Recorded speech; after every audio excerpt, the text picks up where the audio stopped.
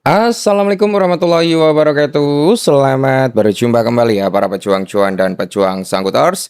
Bagaimana keadaan teman-teman semua hari ini? Oke, semoga kalian dalam keadaan sehat semua dan saya doakan ya buat kalian jadi orang sukses semua. Amin. Mantap jiwa ya. Dan tetap ya kawan ya, cangkir kopi harus selalu ada buat menemani kesempatan kali ini teman-teman ya. Dimana kalau kita lihat bersama-sama untuk market kali ini kan masih dalam kondisi yang meronta-ronta ya. Kita juga bisa melihat untuk price action daripada Bitcoin saat ini di area 64, sekian lah ya.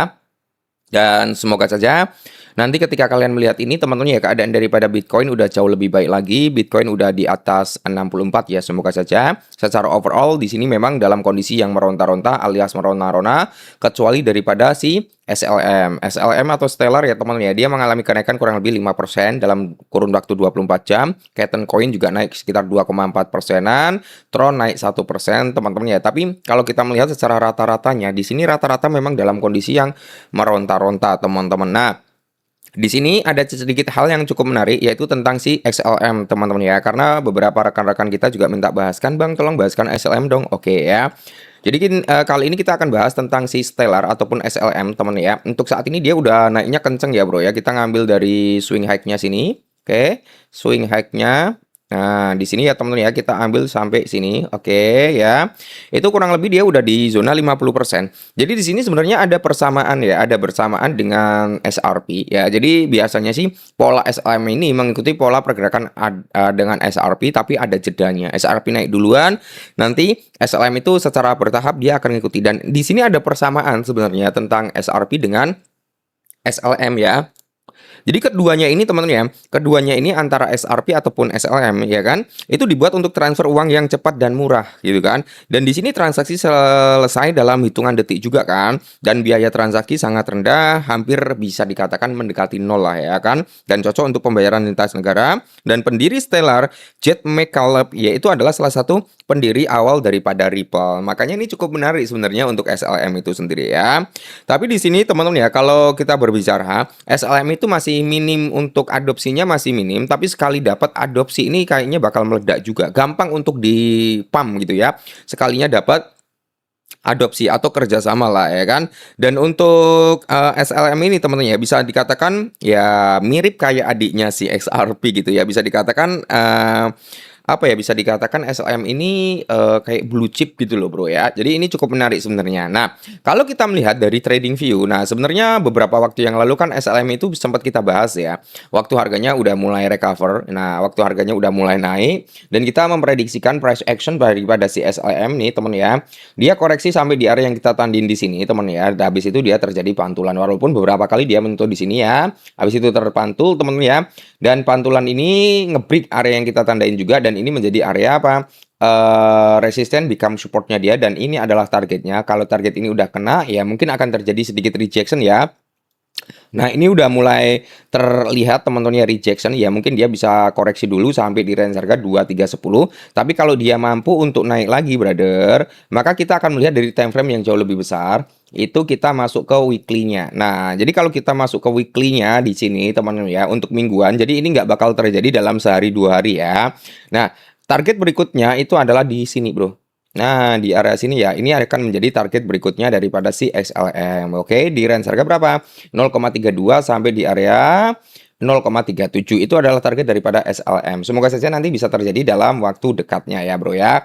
Kalaupun ini nanti bisa kejebol ke break ya dia akan menuju ke area 42 ya. Semoga saja nanti ke situ. Tapi kalau dia mau membuat ATH ini di area 0,76 ataupun di area kepala $1. Oke, semoga saja ya. Tapi kalau kita melihat dari stok RSI-nya dia udah ada di atas, waktunya untuk terjadi rejection dulu ya. Waktunya untuk terjadi rejection mungkin sampai 50 ataupun nanti masuk ke area 20 ya. Oke. Di sini kalau kita melihat teman-teman ya, untuk price prediction. Nah, ini kita melihat dari price prediction SLM untuk tahun 2027 sampai tahun 2030 ya. Dibangun bantuan indikator analis teknis dan pola tren yang telah disebutkan di atas. Mari kita prediksi. Jadi di sini teman-teman ya, price prediction kalau untuk tahun depan itu untuk harga tertinggi itu bisa sampai di area 2,8 dolar. Ya, bahkan sampai di area 5 dolar itu pada tahun 2030. Tapi kita nggak muluk-muluk ke 5 dolar. Si SLM bisa menyentuh di area 1 dolar aja, bro. Udah senyum-senyum sendiri ya. Apa ke area 2,8 dolar. Wah, 2 dolar aja udah senyum-senyum sendiri ya. Jadi di sini teman-teman ya, untuk SLM sendiri ya kan. Nah, jadi di sini ada penjelasan juga ya kan apa itu Stellar ataupun SLM. SLM adalah mata uang kripto asli dari Stellar, jaringan pembayaran terdesentralisasi peer to peer ya, yang diluncurkan pada tahun 2014 ya. Di mana di sini teman ya, Stellar telah terdaftar di banyak bursa juga ya, Bro ya. Jadi ini sebenarnya kalau kita mengacu pada pergerakannya, ini kan SLM, Bitcoin sama Ethereum ya. Hampir mirip, tapi kenaikannya ini cukup signifikan untuk si SLM. Bitcoin naik sedikit, Ethereum naik sedikit, ini SLM bisa naik kenceng juga, brother ya. Naiknya kenceng juga, karena kalau kita melihat dari sini ya, dari segi market cap, ini kan dia di urutan ke-13. Kalau nanti si SLM ini bisa masuk ke urutan, mungkin masuk ke kategori 10 besar ya kan, ataupun nanti bisa menduduki peringkat ke-7 atau ke-8, ini harganya juga akan mantap jiwa gitu ya. Makanya teman-teman ya, untuk saat ini hanya sekedar saran, mau dipakai monggo, enggak juga nggak apa-apa gitu kan. Paling nggak kita tebar benih, brother ya. Entah kita punya 1 SLM, 2 SLM, ataupun 10 SLM ya. Toh kita masuk dengan nilai 10 dolar aja kita udah punya banyak, bro. Ya, udah punya banyak ya. Semisal teman-teman masuk dengan price action-nya di sini ya, bro ya. 10 dolar. Nggak bisa dihapus ya nih ya. 10 dolar kayak gini, bro. Kalian akan memiliki kurang lebih 42 SLM. Nanti kalau dia bisa ke area 0,5 kan ya lumayan, brother ya. Ataupun nanti kalau teman-teman masuk dengan price action atau nilai dengan 50 dolar kayak gini, brother, kalian akan memiliki kurang lebih 212 SLM. Nanti kalau dia bisa nyentuh di area kepala berapa? Kepala 4, kepala 5 itu kan udah mantap juga ya untuk profitnya. Cuman kan kalau kita melihat memang dia mengalami pump waktu pertama kali price action-nya di area 0,14 itu karena ada apa ya, bisa dikatakan adopsi dari DTCC ya teman ya. Nah, kenaikan kurang lebih sekitar 90%, brother. Wow, amazing ya.